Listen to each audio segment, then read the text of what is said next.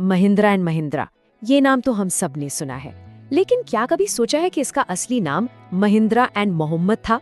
तो फिर सवाल ही उठता है कि ये मोहम्मद नाम कहाँ गया, आखिर हुआ क्या?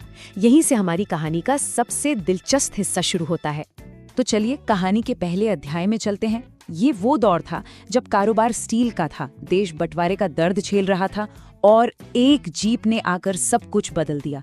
साल था 1945। दो भाई जेसी और केसी महिंद्रा अपने दोस्त मलिक गुलाम मोहम्मद के साथ मिलकर एक स्टील ट्रेडिंग कंपनी शुरू करते हैं। लेकिन सिर्फ 2 साल बाद 1947 में देश का बंटवारा हो गया। गुलाम मोहम्मद पाकिस्तान चले गए और वहां के पहले वित्त मंत्री बने। अब महिंद्रा भाइयों के लिए सब कुछ बदल गया था। उन्होंने एक बिल्कुल नया रास्ता चुना। उन्होंने अमेरिका की विलीज जीप को भारत में असेंबल करने का लाइसेंस ले लिया और ये फैसला एक गेम चेंजर साबित हुआ। 1955 तक तो उन्हें इंडियन आर्मी से 5000 जीपों का एक बड़ा ऑर्डर भी मिल गया। लेकिन सवाल ये है कि आखिर ये विलीज जीप इतनी सफल हुई क्यों? जरा उस दौर के भारत के बारे में सोचिए। आजादी के बाद कच्ची और ऊबड़ खाबड़ सड़कें, और ऐसी सड़कों के लिए विलीज जीप जैसे बनी ही इसी काम के लिए थी। इसकी मजबूत बनावट, इसका हाई ग्राउंड क्लियरेंस, ये बिल्कुल परफेक्ट थी। और देखते ही देखते ये सेना, पुलिस और बड़े जमींदारों तक हर किसी की पहली पसंद बन गई।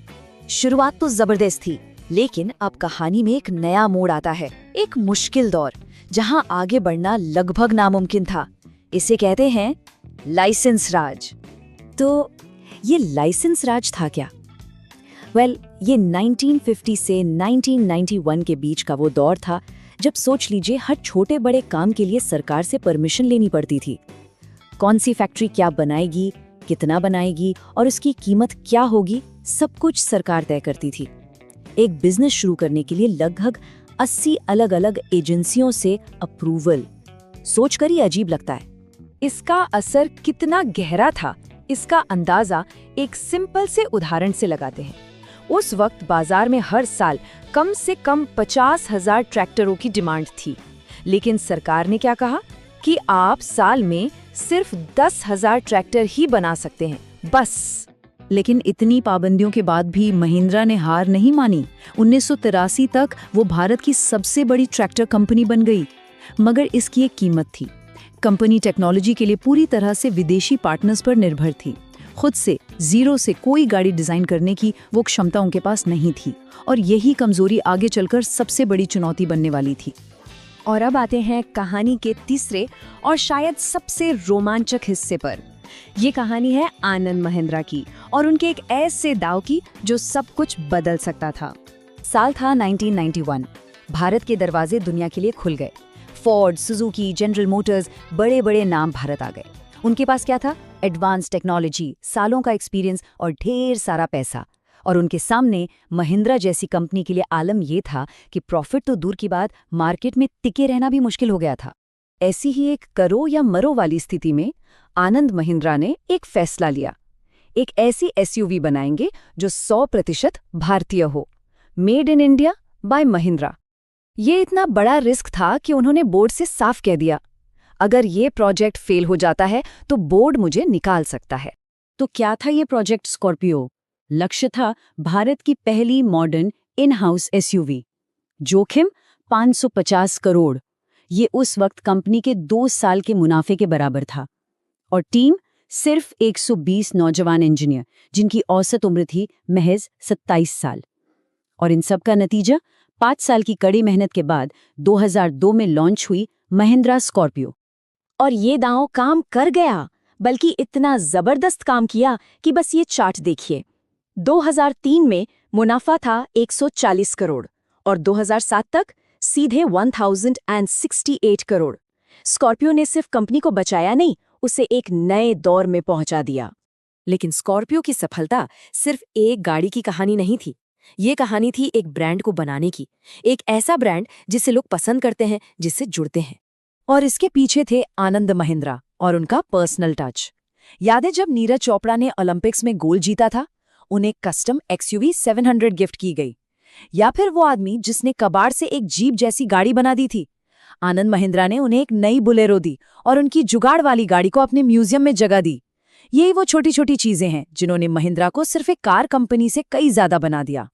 लेकिन भारतीय टैलेंट और जुगाड़ के लिए ये सम्मान आखिर आया कहाँ से? इसके पीछे एक बहुत ही पर्सनल कहानी है।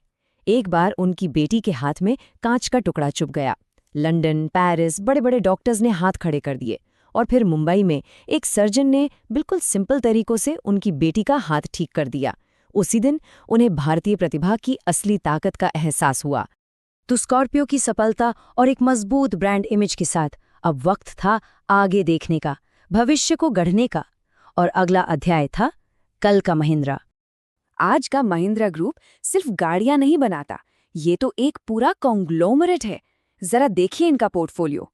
डिजाइन के लिए इटली का लेजेंडरी ब्रांड पिनिनफरीना, टू व्हीलर्स में ब्रिटेन की BSA और चेक रिपब्लिक की जावा, IT में टेक महिंद्रा, यहाँ तक कि एरोस्पेस में भी इनकी मौजूदगी है। मतलब इनकी पहुंच अब ग्लोबल हो चुकी है। हाँ, इस सफर में कुछ मौके हाथ से निकले भी, जैसे 2008 में जैगुआर लैंड रोवर की डील जो टाटा के पास चली गई। लेकिन फिर उन्होंने एक और मास्टर स्ट्रोक खेला। 2015 में उन्होंने इटली के आइकॉनिक डिजाइन हाउस पिनिनफरेना को खरीद लिया और आनंद महिंद्रा कहते हैं कि पिनिनफरेना के बाद उन्हें JLR ना मिलने का कोई अफसोस नहीं है। तो आज कंपनी कहाँ खड़ी है? रेवेन्यू का लगभग 50% तो हाँ ऑटोमोटिव से आता है, लेकिन बाकी का 50% वो आता है tech Mahindra, financial services, farm equipment और ना जाने कितने दूसरे बिजनेसेस से। ये दिखाता है कि अब ये कंपनी कितनी डाइवर्सिफाइड हो चुकी है। तो पिछले 75 सालों में महिंद्रा ने खुद को बार बार बदला है। स्टील से जीप, जीप से ट्रैक्टर और फिर स्कॉर्पियो के साथ एक नई पहचान। लेकिन अब जब टेस्ला जैसी कंपनियां भारत आ रही हैं, तो सबसे बड़ा सवाल यही है, क्या महिंद्रा की ये विरासत, ये बार बार बदलने की ताकत उसके अगले 75 साल सुरक्षित कर पाएगी? इसका जवाब तो वक्त ही देगा।